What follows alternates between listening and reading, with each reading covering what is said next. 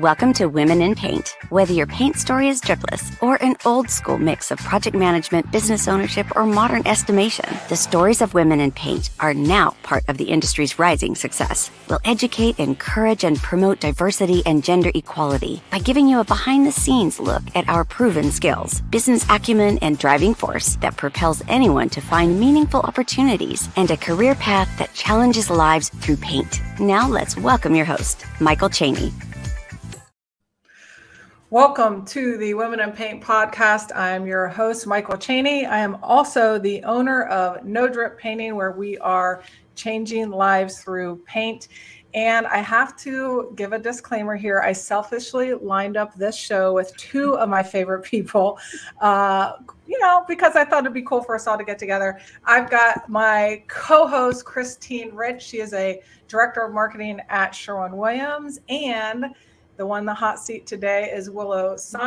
She is the author of a new book coming out in August called Double Down on Your Genius. She is also a transformational business coach that I have had the honor of working with off and on over the last 2.5 years. So ladies, welcome to the show and thank you for joining me. Here's what I want to know, Miss Willo. What is a transformational business coach? I know you've got to get that question often. So shine a light on this for us. What does the transformational part of this title entail?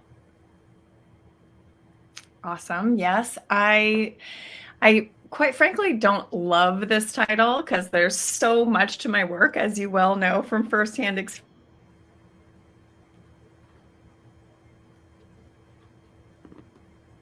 Entrepreneurs, business owners, visionary leaders, and helping you while you're running your business or growing your business, helping you do the transformational work. A client of mine recently reflected that she's like, Willo, you have the trifecta.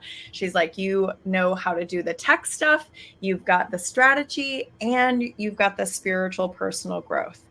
And that is the trifecta that I serve and support visionary leaders with. That's right. So I know from working with you that if you don't take a deep dive into all the personal, sometimes scary things in life and within yourself, that it shows up in your business. Can you kind of talk about that? Why does that happen? And why is it important for us business owners as individuals to be willing to dig in there and address the things in life that we might not want to address? Yeah. Well, I always say that the entrepreneurial path is one of the greatest personal and spiritual growth journeys that you will go on. And just like any relationship that you have with someone else, you have a relationship with your business. And so for you to recognize that you're going to have your wounds triggered, you're going to have all your self-limiting beliefs, all your challenges are going to arise, especially when you're putting yourself at these new edges, right? That have you all of a sudden really coming up against, what you believe you can do or what you believe you're worth. So it's just vital that we're doing this deep inner work. And when we don't, that's just when we either find ourselves stuck or feeling limited, feeling confused, or flat out just not reaching the goals that we want to reach. And that's the whole point, right? You're trying to get from where you are to where you want to go. And so this helps make that process more clear, and actually really there's a lot more love that gets to happen because you're not just beating yourself up the whole time, right? Do women do that? Do they beat themselves up sometimes? Yeah. Right. Do entrepreneurs, period, think that they don't, that aren't enough or aren't doing something right? It's insidious for sure. Yeah. Well, I always like how you talk about kind of the edges, because I don't think I had a real good grasp on that until I started working with you. But can you kind of dig into that a little bit deeper? Like when you talk about edges, what does that mean? And can you kind of pair that with like the wounds? Because what I experienced firsthand was, some of those deep-seated, whether it was thoughts about myself or even thoughts that the world had kind of imposed on who I was.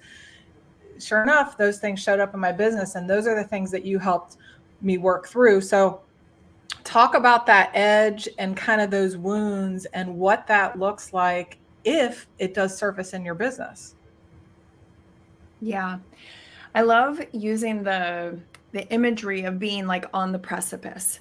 And so when you're sort of at that edge of something new, this might be like a next level. It might be, you always hear me talk about like when the stakes are raised, right? When we really care about something, when we really care about someone or a business that we're trying to really do big things with in the world, then we're going to constantly kind of find ourselves up against this edge, up against this big leap or this unknown, right? That has us like questioning our mettle, like genuinely, right? So this is the piece that has us like up against this and really is genuinely where we have to go a little bit deeper, because especially when you're faced with unknowns, you're going to have all these like fear responses arise, and those can either paralyze you, take you out of the game, or have you showing up in a way that isn't in alignment and integrity with the leader that you want to be. Yeah, that alignment and integrity piece really hits home for me. What do you think, Christine? Yeah, when you said edges, the first thing I thought was, and again, this is just part of, I think how we all grow up and the messages we receive do impact whether we're an entrepreneur or a woman in business. But I was always taught to fear the edges. That's where it's not safe, and you need to protect your safety at all costs. So edges are scary. So do we tiptoe to the edges? Do we just throw ourselves right up against it? Can you talk through a little bit about, what that might look like for someone who is used to playing it safe and maybe has done a little bit of the work, but not really like the work? Yeah. Well, something that's occurring to me as you're saying this too, because I want to make sure we're also talking about the other side, which is especially as women, there's this like, don't shine too bright. Don't fly too close to the sun. That's a whole episode, sis. Right? Yes.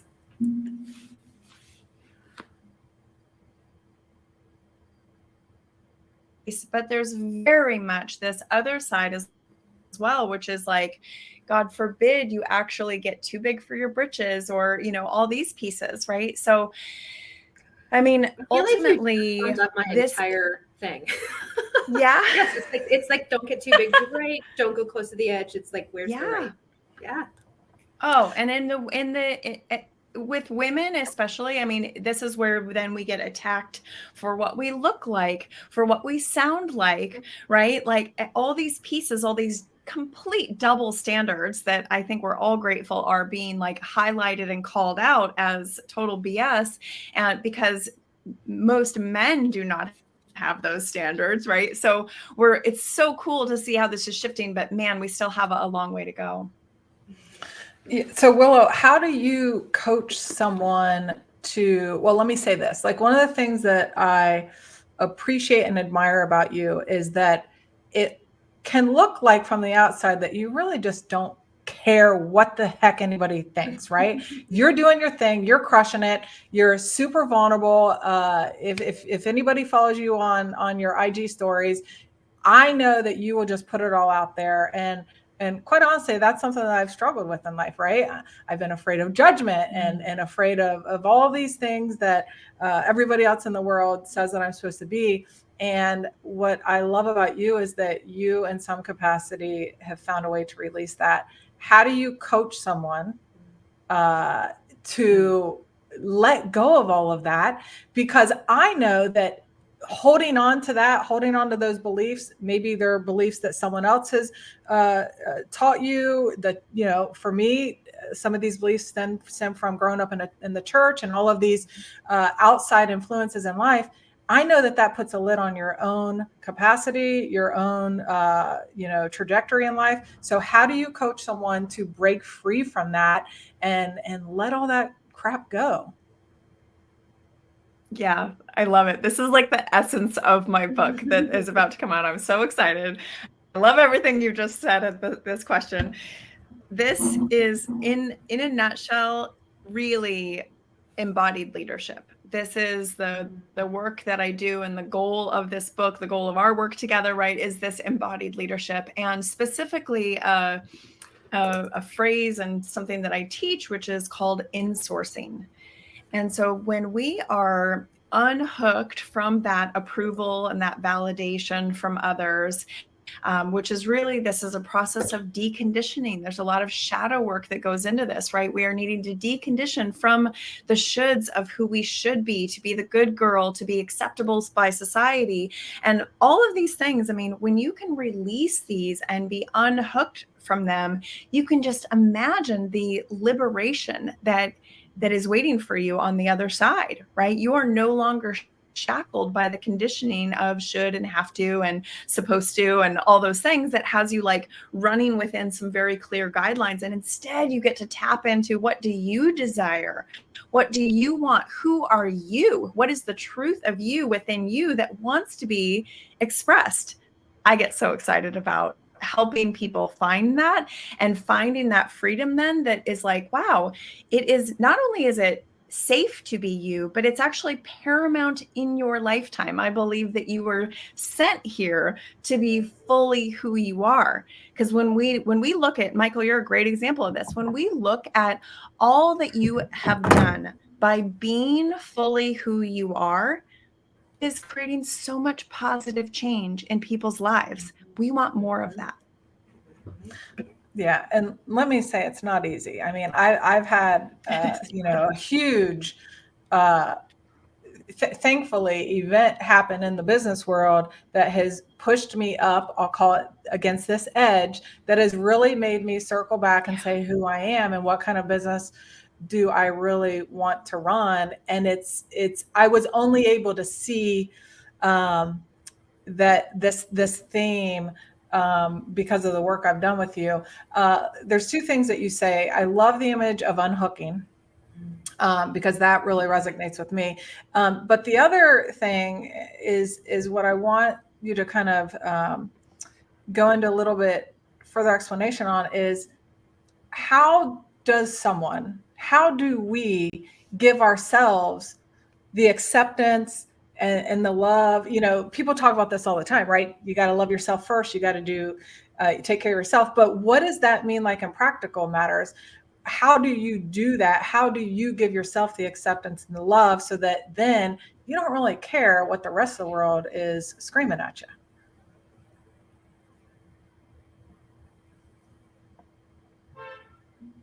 Because you're never going to be a sociopath who's like completely doesn't care what other people think. It's that you are not influenced. You're not letting it stop you or hinder you or dampen and any beautiful parts of you that want to come through. So there's a big piece of this that I would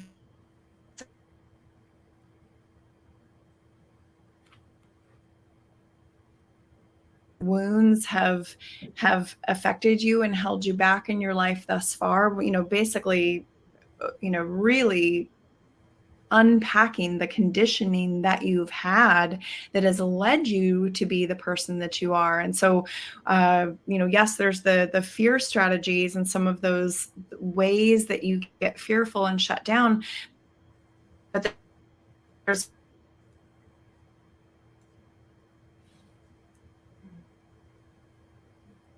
survival strategies that really have historically and up until this point in your life may have kept you safe and loved and liked and all those things, right?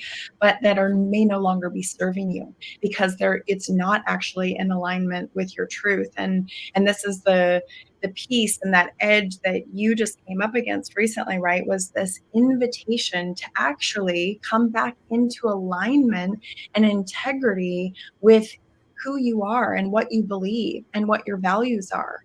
Because anytime that you have essentially abandoned your own values or your own integrity, it was out of that old conditioning that if you didn't, you might not be liked or loved or approved of, or that somebody might hate you or take you down, right? All those fears that have us stop dead in our tracks, abandon ourselves, and actually not be in integrity with who we really are. Yeah, I love that. And you said something about embodied leadership, and I'd like you to unpack that a little bit more because it took me in a professional setting a long time to listen to my body and realize that anytime I felt that little catch in my throat or a little pit in my stomach and I didn't listen to it because I ignored it, I every time I would regret it. And I was like, I should have said something. I should have double checked that. I should have listened to that instinct when I was hiring this person, and I maybe knew that they weren't going to be a great fit, or um, just things like that. And I think a lot of that happens in the body, but I don't know if we're taught 100%. as women or human beings in general to really tune into what our bodies are telling us. So is that what you mean when you say embodied leadership, or am I being too literal? It is. Yeah, no, that's exactly right. I mean, we are complex beings, complex organisms here, right? And so we've got our mind and all these mind strategies, but absolutely, like when I talk about the fear moves, this is typically like there's fight or flight, but there's actually even a few other ones, right? So these are these somatic responses that, are just trying to keep us safe, but then end up like kind of quickly enacting these survival strategies. So the more you can have this body awareness and actually then speak to that body awareness, the stronger you're going to be in insourcing your knowing into your body, because it's like one of your many like kind of storehouses for wisdom and this intelligence that you can call upon.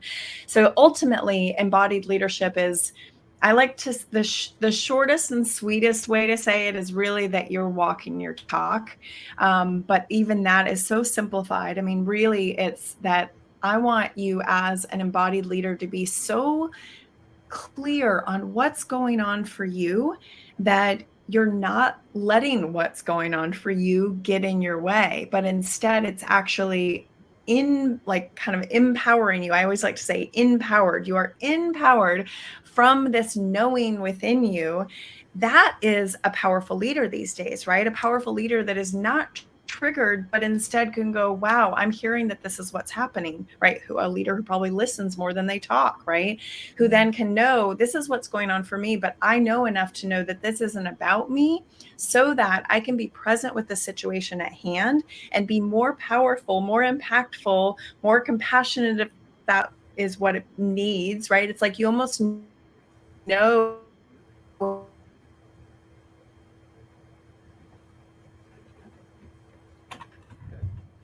not derailed or completely what I like to call like being tsunamied, right? You're not caught up in the wave of something that's happening, but instead you're actually able to really still stand strong, rooted in who you are.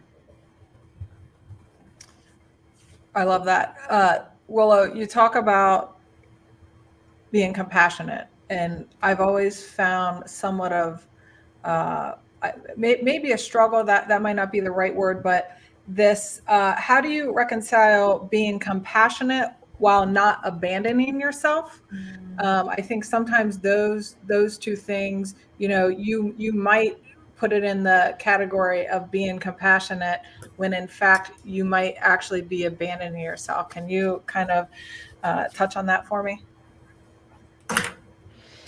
Well, when I hear you say that, I'm thinking that you're thinking that compassion is only one way for another person.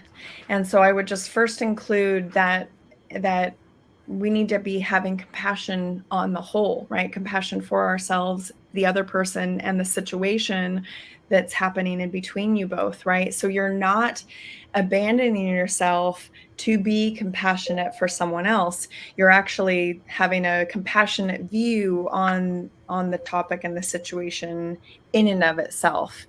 So without further, without more information about what you're wanting to have support there, but that's my thought is like, I mean, ultimately you're not abandoning anyone, right?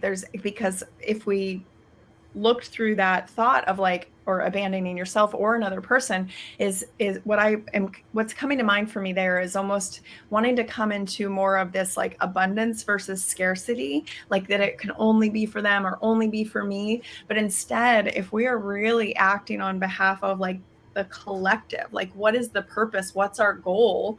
Right. And like that bigger vision of what is happening here, then we can come into a little bit more of an equitable solution that serves all of us.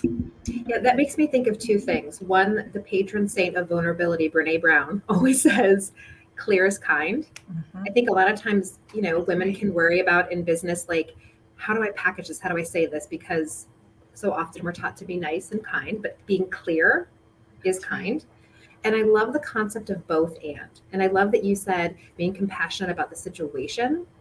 So you can have compassion for the situation and still have something that you need to communicate or get across to drive your business forward or a project forward in a way that is clear, kind, and effective. Yeah. And I'm going to throw not all situations need compassion either. Right. Some need power, some need power, right? Or something, right? Well, and actually, what you said, Willo, I think that kind of hit me is having compassion for yourself, right? Because that's a piece of it. That's often the piece that we miss, right? Being compassionate and having that isn't just for other people, it's also for yourself.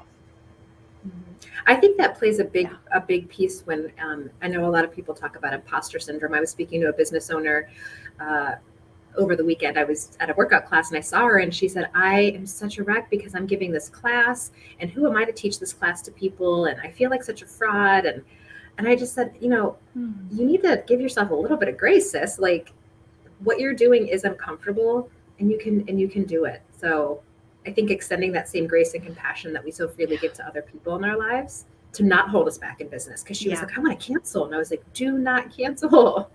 Feel uncomfortable and do it anyway. Oh, yeah. Yeah, exactly. Yeah. Yeah. And exploring all of the, the fears that it is so easy just to not want to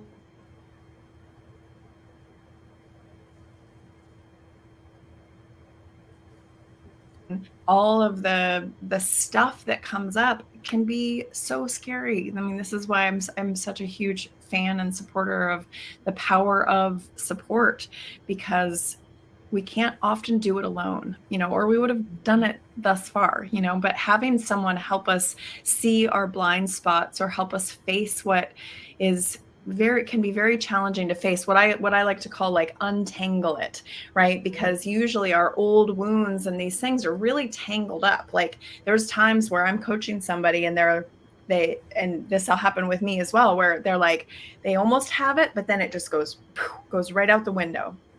And it's because it doesn't want to, it's like, I'm just going to tuck myself back in the shadows. And so when we can work on it, we can actually start to untangle it and start to bring some light into it. And that's that lightness. And all of a sudden we can start seeing it clearly. And then there's a beautiful point that it gets to when you can actually start laughing at it. Like there's this lightness that comes and you can start laughing at, there's that thing again, and to not be so overly identified with it where it's really having you shackled and so holding on so tight, but instead actually can ignite the witness where you're actually just taking witness to what's arising for you and then having the choice to respond versus just react. It reminds me of, in marketing, there's a very basic principle of the 5 whys. And I don't know if you have heard of that or not, but if there's an insight or something like, I don't know. I was talking to my girlfriend and she was talking about a certain product her company is a part of their brand. And she said, moms love this product because it's so much easier for them. And then you would ask, well, why is it so much easier for them?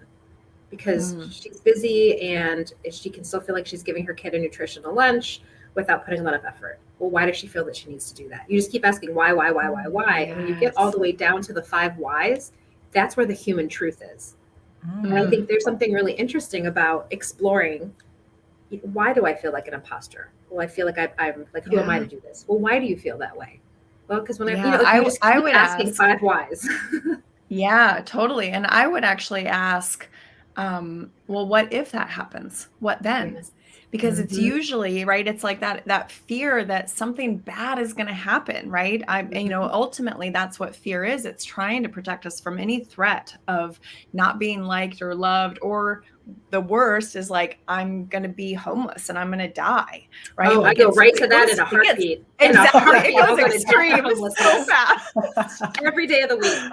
Every day. Oh, that's Right? that is it. I will jump to death and It's our nervous system, right? It's like, thank you, nervous system, for keeping us safe. But like, whew, it gets, you can take a break, sis. Yes, exactly. Am I the only one who does that? No, not at all. It's normal. And this is human, Yeah. but like, talk about why we need to learn what it means to be human. And not only that, but like how to work with this nervous system, how to work with these tapes that are playing in our mind and these scripts that really we can actually take ourselves down, right? I just was writing the piece about this in my book of like how often it is that we can actually, it's like you might wake up feeling great, but like an hour or two later, you're like not feeling good all of a sudden. And I call this like tracing the source, where you can actually start tracing the source of, wow, what set me off? And it can be the smallest thing, but here's what happens. All of these things run in our unconscious so much that next time you're just feeling like crap and you're like, wait a second.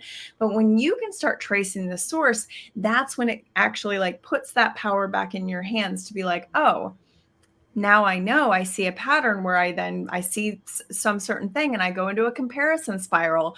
Or you might have some value of yours triggered that then has you like, feeling protective or defensive or mad at the world. But underneath that, what's the collapse happening within you, or the shadow aspect in you that you have denied or disowned that really is a need and desire that needs to be heard? I love this stuff. You're dropping some good wisdom here, Willow. Ladies, for both of you, what does it look like or mean to you to take care of yourself? This is something that I realize is a real thing in life. I kind of hate the throwing it in the self-care category, because I think most people think of that as getting a massage and a pedicure every so often. But I know there's something much deeper. So for either of you, what does self-care look like for you? What does that mean? How do you take care of yourself and take care of the nervous system that you just talked about? Yeah, Christine, you go first. Yeah, I actually talk about this. I completely separate from the life that I lead 9 to 5. I wrote a book 2 years ago, and I talk a lot about this, the aspect of real self-care. So to me, real self-care looks like rest. So making sure I will outwork anybody, and then I get to a point where I just like collapse. And so learning to give my body and my mind time to rest, and realize that grinding out the work actually reduces the quality of the work, and that I deserve to rest and my body deserves to rest. And actually, I'm a smarter, better businesswoman when I do. So rest is really big for me. This is another big self-care thing for me, boundaries.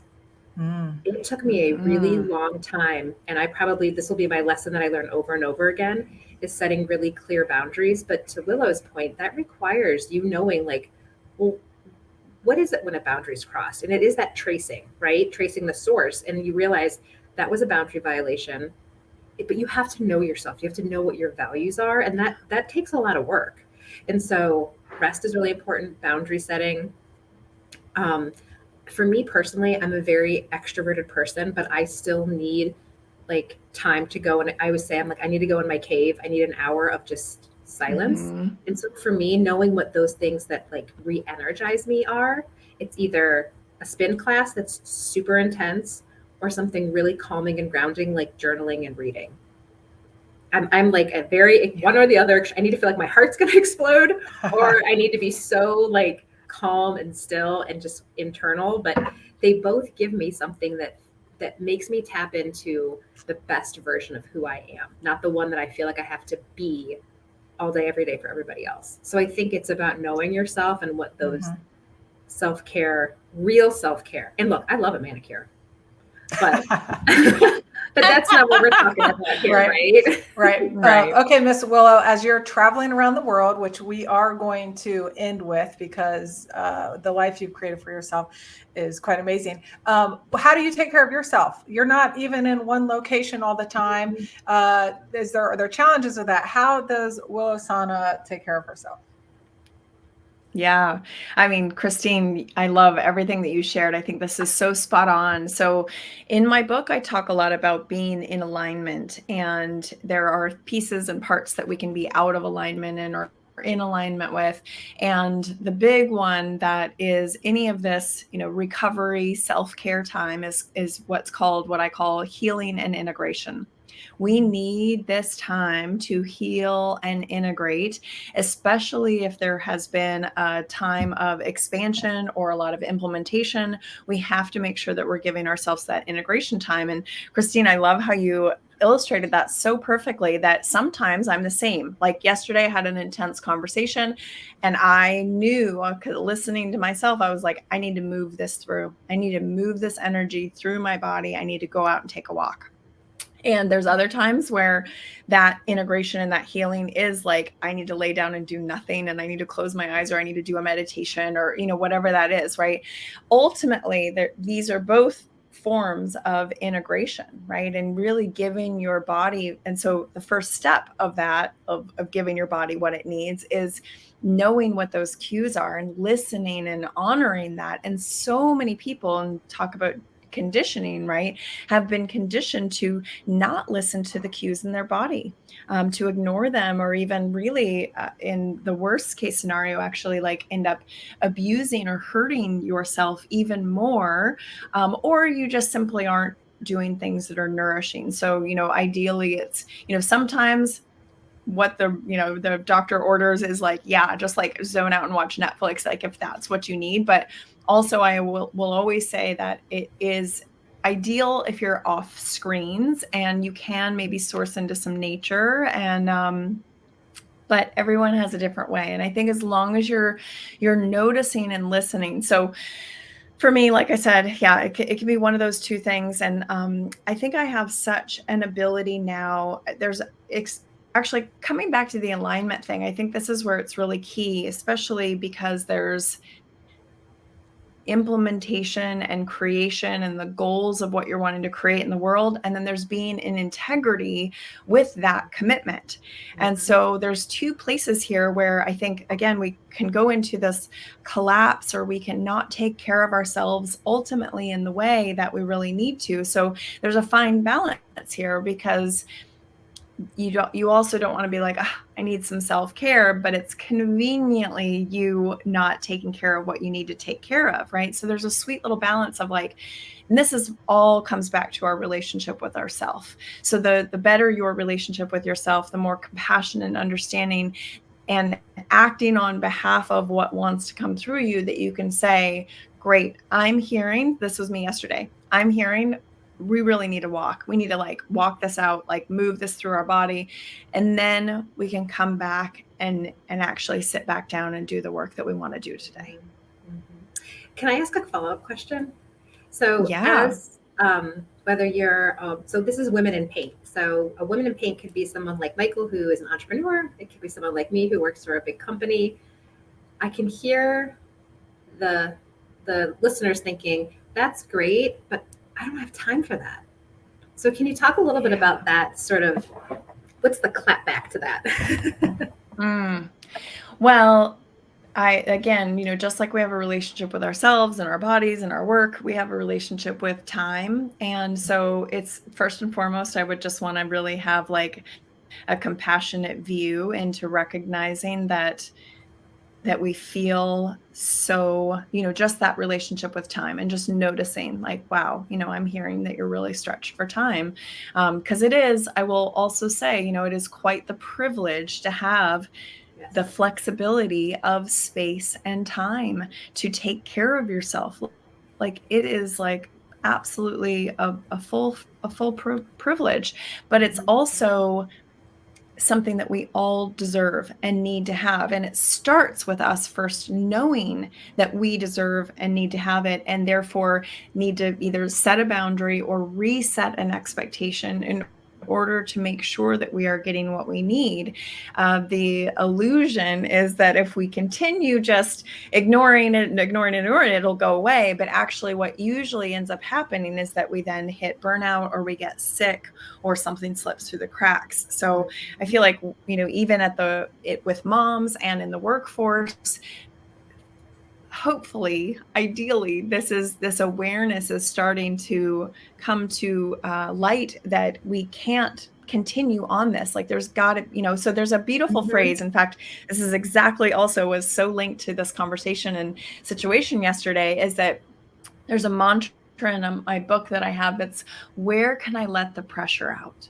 And when you are at those places of feeling really stretched, or something's not working, or you're just like, I don't even know what to do, you're throwing your hands up, or I don't have time, or, and you're in that sort of collapse or, victim of your circumstances space that feels really stuck and really trapped, that's just a sweet little question to wonder into. Where can I let the pressure out?